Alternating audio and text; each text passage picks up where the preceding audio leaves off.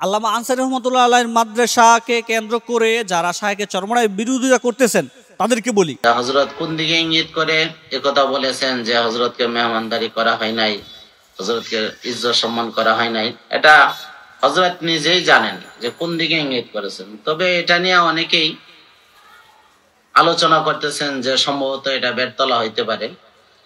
তো আসলে এই ব্যাপারটা আমরা আমাদের সামর্থ্য অনুযায়ী তো হযরতকে যথেষ্ট সম্মান দেখিয়েছি, কিন্তু হযরত যদি এদিকে করে থাকেন সেটা আমার বিষয় না, আমি বলতে পারি না। নায়েবে মুহতামিম স্পষ্ট করে বলেছেন যে আমরা আপ্যায়ন করেছি এবং শায়েখে চরমনায় কোন দিকে ইঙ্গিত করেছে তা আমার জানা নাই। তাহলে আপনারা কারা যারা আল্লামা আনসারী রহমতুল্লাহ আলাইহির মাদ্রাসাকে কেন্দ্র করে চরমনায় বিরোধিতা করতেছেন, আল্লামা আনসারী রহমতুল্লাহ মাদ্রাসা এবং চরমনার মধ্যে ডিবেট সৃষ্টি করতেছেন? আপনারা কারা? যেখানে স্পষ্ট নায়েবে মুহতামিম বলেছে যে কোন দিকে ইঙ্গিত করে কথা বলেছে আমি জানি না, সেখানে আপনারা কেন আল্লামা আনসারী রহমতুল্লাহ মাদ্রাসাকে কেন্দ্র করে আপনারা ইঙ্গিত করে নিতেছেন যে শায়েখে চরমনায় আল্লামা আনসারী রহমতুল্লাহ মাদ্রাসাকে ইঙ্গিত করে কথা বলেছেন? বেরতলাতে এই ঘটনাই ঘটেছে, আপনারা কেন এই কথাগুলো বলতেছেন? কেন? আপনারা কি চান? আমার গোটা বয়ানের মধ্যে দেখেন তো আমি যত রাগান্বিত কথা বলছি, কেন গুন্ডা বলছি, অমুক বলছি, কেন কোনো ব্যক্তি কেন আদর্শ। এক মৌলবী আর এক মৌলবীর সাথে মোসাবাত না। এই গত পরশু এক জায়গায় গেলাম একজনের কবর জিয়ারত করার জন্য, দেখি মৌলবীরা বইয়ে রয়েছে অনেকে, একটু আইলো না। আমি চিন্তা করলাম কি এলাম শেখছে আর কি দিন যে শেখছে আল্লাহ শিখেছে দিন। আসসালামু আলাইকুম রহমতুল্লাহ। ভিডিও শুরুতে আপনারা শায়েখে চরমনায় মুফতি ফয়জুল করিম সাহেবের যে বক্তব্যটা শুনেছেন, এই বক্তব্যটাকে কেন্দ্র করে কিন্তু বর্তমানে সোশ্যাল মিডিয়ার মাধ্যমে প্রচুর পরিমাণ আলোচনা সমালোচনার ঝড় বইতেছে। যেখানে একদল বলতেছে যে শায়েখে চরমনায় এই বক্তব্যটা জামিয়া রহমানিয়া আল্লামা আনসারী রহমতুল্লাহের মাদ্রাসাকে কেন্দ্র করে তিনি এসব বক্তব্য দিয়েছেন। আরেক দল বলতেছে যে না, এটা জামিয়া রহমানিয়াকে কেন্দ্র করে এসব কথা বলেনি, তিনি এই কথাটা সমস্ত সর্বমহলের মানুষকে উদ্দেশ্য করে তিনি একটি নসিহতমূলক তিনি কথা বলেছেন।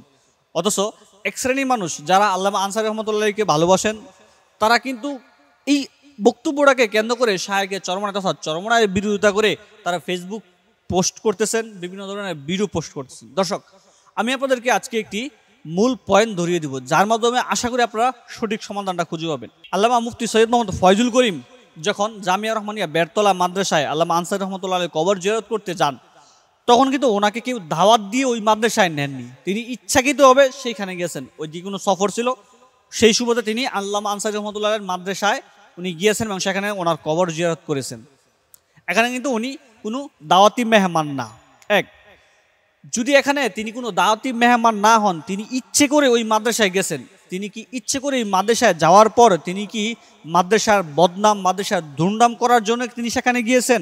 আর শায়েখে চরমনায় মুফতি ফয়জুল করিম সাহেব তিনি কি ওই ধরনের মানুষ যে ইচ্ছাকৃতভাবে গিয়ে তিনি সেখানে জামিয়া রহমানিয়া মাদ্রাসার বদনাম দুর্নাম করার জন্য তিনি সেখানে গিয়েছেন? এক পয়েন্ট। দ্বিতীয় পয়েন্ট, জামিয়া রহমানিয়া মাদ্রাসায় যখন তিনি গিয়েছেন ওনাকে নাকি যথেষ্ট পরিমাণ আপ্যায়ন করা হয়েছে। এটা জামিয়া রহমানিয়ার নায়েবে মুহতামিম ওনার মুখ থেকে আমরা শুনেছি। দর্শক, চলুন ওনার বিরুদ্ধে আমরা শুনে আসি। প্রিয় দর্শক শ্রোতা, আমি আল্লামা হাফেজ জুবায়ের আহমদ আনসারী রহমতুল্লাহ আলাইহির প্রতিষ্ঠিত জামিয়া রহমানিয়া বেরতলা মাদ্রাসার নায়েবে মুহতামিম মাওলানা আমানুল হক। আমি এখন একটা লাইভে এসেছি আপনাদেরকে একটা বিষয় ওয়াজাহাত করার জন্য। বিগত 5-6 দিন আগে আমাদের মাদ্রাসায় হযরত পীর সাহেব চরমনাই হযরত এসেছিলেন আমাদের মাদ্রাসায়। আমি যখন জানতে পেরেছি যে হযরত আমাদের মাদ্রাসায় আসবেন আনসারী রহমতুল্লাহ আলাইহি কবর জিয়ারত করার জন্য, তখন আমি হযরতকে ইস্তেকবাল জানানোর জন্য আমি আমার মাদ্রাসার সিনিয়র কয়েকজন মুহাদ্দিসকে নিয়ে হযরতকে ইস্তেকবাল জানিয়েছি এবং আনসারী রহমতুল্লাহ আলাইহির কবরে হযরতকে নিয়ে গেছি জিয়ারত করার জন্য। হযরত যখন কবর জিয়ারত করে এসেছেন তখন আমি হযরতকে আমাদের মেহমানখানায় আমন্ত্রণ করেছি এবং হযরত খুব সানন্দে আমাদের এখানে মেহমানখানায় এসেছেন এবং আমরা আমাদের সামর্থ্য অনুযায়ী হযরতকে মেহমান নওয়াজি, হযরতকে সম্মান ইজ্জত কদর করার জন্য আমরা আমাদের সামর্থ্য অনুযায়ী আমরা করেছি। আমি নিজে উপস্থিত ছিলাম এবং আমাদের সিনিয়র কয়েকজন মুহাদ্দিস এখানে উপস্থিত ছিল আমরা আমাদের সামর্থ্য অনুযায়ী হজরতকে ইজ্জত সম্মান করেছি। আমাদের সামর্থ্য অনুযায়ী ইজ্জত করতে ওনাকে কোনো কমতি করি নাই, ত্রুটি করি নাই। তো বর্তমান সময়ে এখন দিন যাবৎ একটা হজরতের বয়ান ভাইরাল হয়েছে, যে হজরত কোন দিকে ইঙ্গিত করে একথা বলেছেন যে হজরতকে মেহমানদারি করা হয় নাই, হজরতকে ইজ্জত সম্মান করা হয় নাই। এটা হজরত নিজেই জানেন যে কোন দিকে ইঙ্গিত করেছেন। তবে এটা নিয়ে অনেকেই আলোচনা করতেছেন যে সম্ভবত এটা বেরতলা হইতে পারে। তো আসলে এই ব্যাপারটা আমরা আমাদের সামর্থ্য অনুযায়ী তো হজরতকে যথেষ্ট সম্মান দেখিয়েছি, কিন্তু হজরত যদি এদিকে করে থাকেন সেটা আমার বিষয় না, আমি বলতে পারি না, এটা হজরতে ভালো জানে। এই বিষয়টা আপনাদেরকে ওয়াজাহাত করার জন্য আজকে লাইভটা করেছি।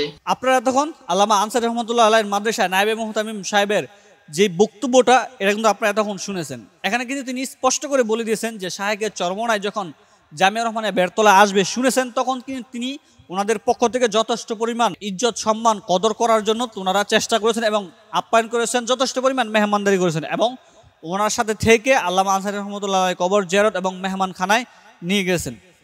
তারপরও শাহেকের চরমনায় যেই কথাগুলো বলেছেন এগুলো কোন দিকে ইঙ্গিত করে বলেছেন তা আমার জানা নাই। এখন আসি, যারা আল্লামা আনসার রহমতুল্লাহ আলাইহির মাদ্রাসাকে কেন্দ্র করে যারা শাহেকের চরমনায় বিরোধিতা করতেছেন তাদেরকে বলি, এখানে নায়েবে মুহতামিম স্পষ্ট করে বলেছেন যে আমরা আপ্যায়ন করেছি এবং শাহেকের চরমনায় কোন দিকে ইঙ্গিত করেছে তা আমার জানা নাই। তাহলে আপনারা কারা যারা আল্লামা আনসার রহমতুল্লাহ আলাইহির মাদ্রাসাকে কেন্দ্র করে চরমনায় বিরোধিতা করতেছেন, আল্লামা আনসার রহমতুল্লাহর মাদ্রাসা এবং চরমনার মধ্যে ডিবেট সৃষ্টি করতেছেন? আপনারা কারা? যেখানে স্পষ্ট নায়েবে মুহতামিম বলেছে যে কোন দিকে ইঙ্গিত করে কথা বলেছে আমি জানি না, সেখানে আপনারা কেন আল্লামা আনসার রহমতুল্লাহর মাদ্রাসাকে কেন্দ্র করে আপনারা ইঙ্গিত করে নিতেছেন যে শাহেকের চরমনায় আল্লামা আনসার রহমতুল্লাহর মাদ্রাসাকে ইঙ্গিত করে কথা বলেছেন? বেরতলাতে এই ঘটনাই ঘটেছে, আপনারা কেন এই কথাগুলো বলতেছেন? কেন? আপনারা কি চান? আরে ভাই, শাহেকের চরমনায় মুফতি ফয়জুল করিম সাহেব এই কথাগুলো একটা নসিহতপূর্ণ তিনি কথা বলেছেন। এখানে তো জামিয়া রহমানিয়া বেরতলাকে উদ্দেশ্য করে তিনি কথা বলেন নাই।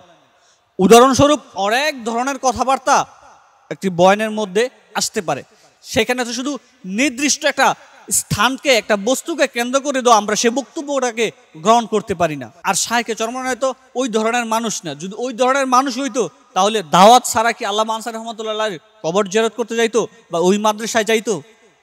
কখনো যাইতো না। ওনাদের মন একদম ফ্রেশ, সবার সাথে মিশতে চায়, যার জন্য দাওয়াত ছাড়াই ওইদিকে সফর ছিল। বাট আল্লামা আনসার রহমতুল্লাহ বাংলাদেশের একজন বিজ্ঞ আলেমে দিন ছিল, ওনাকে সবাই ভালোবাসেন। সেই সুবাদে একজন আলেমে দিন হিসেবে ওনাদের জাতি বা হিসেবে আল্লামা আনসার রহমতুল্লাহ কবর জিয়ারত করতে গেছে এবং ওনার মাদ্রাসায় তিনি মেহমানদারি হয়েছেন। এত সুন্দর ফ্রেশ মন মানসিকতা নিয়ে যখন আল্লামা আনসার রহমতুল্লাহ কবর জিয়ারত করতে যায়, আর তখন আপনারা আল্লামা আনসার রহমতুল্লাহ মাদ্রাসা এবং চরমনার মধ্যে ডিবেট সৃষ্টি করতে চান, যেন চরমনায় কখনো আর জামিয়া রহমানিয়া বেরতলা না যায়, যাতে এই মাদ্রাসায় না যায়, কবর জিয়ারত না করে। আপনারা কি এমনটা চাইতেছেন নাকি বর্তমানে? তা না হলে কেন আপনারা এই সকল ফিতনা সৃষ্টি করতেছেন? শাহেকের চরমনায়ের বক্তব্যটা কেন শুধু জামিয়া রহমানিয়া বেরতলা হবে? এখানে তো জামিয়া রহমানিয়ার বেরতলার যে নায়েবে মুহতামিম উনি স্পষ্ট বলেছেন যে আমরা যথেষ্ট আপ্যায়ন করেছি, আমরা তাদেরকে কোনো কমতি করি নাই। আর ওনার বক্তব্য কোন দিকে ইঙ্গিত করেছে তা আমার জানা নাই।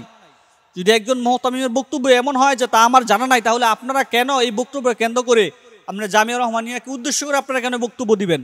তো যাই হোক দর্শক, আশা করি আমার এই ভিডিও দ্বারা আপনারা বুঝতে পেরেছেন যে শাহেকের চরমনায় বক্তব্যটা শুধু জামিয়া রহমানিয়া বেরতলাকে উদ্দেশ্য করে নয়, এটি কি নসিহতপূর্ণ বক্তব্য। তো যাই হোক, যারা ধৈর্য ধরে এই পর্যন্ত ভিডিওটি দেখেছেন তাদের সবাইকে অসংখ্য ধন্যবাদ। আজকের মতো এখানেই বিদায় নেওয়ার আগে আবারও বলতেছি, আবেগ দিয়ে নয় বিবেক দিয়ে চিন্তা করুন। আবেগের ঠেলায় চরমনায়ের বিরোধিতা করে শুধু চরমনাইকে ধ্বংস করতে পারবেন না। চরমনায়ের দ্বারা তো মানুষ ক্ষতিগ্রস্ত হচ্ছে না, চরমনায়ের দ্বারা মানুষ দিনের পথ খুঁজে পাচ্ছে। সে চরমনায়ের বিরোধিতা করে আপনাদের কী লাভ? তাই অতএব চরমনায়ের বিরোধিতা না করি, সঠিকটা বোঝার চেষ্টা করি, নসিহতগুলা নসিহতমূলক গ্রহণ করি। আমার গোটা বয়ানের মধ্যে দেখেন তো, আমি যত রাগান্বিত কথা বলছি কেন, গুন্ডা বলছি, অমুক বলছি, কিন্তু কোনো ব্যক্তিকে না, আদর্শ কোনো ব্যক্তিকে না, কোনো ব্যক্তিকে না। আপনি দেখেন আমার কোনো বয়ানের মধ্যে কোনো ব্যক্তিকে ইন্ডিকেট কইরা আমি কিছু বলছি কিনা খুঁজে দেখেন তো। আমি সবসময় আদর্শ নিয়ে কথা বলি, ইসলাম নিয়ে কথা বলি।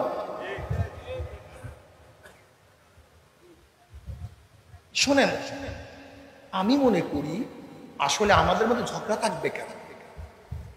আমরা যদি আল্লাহ আল্লাহ রসুলকেই চাই, জান্নাতে যেতে চাই, জাহান্নাম থেকে বাঁচতে চাই, তাহলে যদি কোনো ভুলভ্রান্তি কার মধ্যে থেকে থাকে তাহলে আমরা আপোষে বসবো, বৈশা সমাধান করব। আপনাকে কাফের বানায় দেবো, মুশরিক জাহান্নাম বানায় দেবো? হ্যাঁ, আল্লাহ আল্লাহর রসুল আমাদেরকে জাহান্নাম থেকে জান্নাতে নেওয়ার জন্য কত সাধনা করতে আসছে, কত সাধনা করছে, ঠিক না? আল্লাহ পাকের রহমতের বাড়ি দ্বারা এখনো আমাদের অবতীর্ণ হচ্ছে, হবে কিয়ামত পর্যন্ত। আল্লাহর রসুল মানুষদেরকে কাফের থেকে মোমেন বানাবার চেষ্টা করতেছে, আর আমরা মোমেনদেরকে কাফের বানাবার চেষ্টা করতেছি।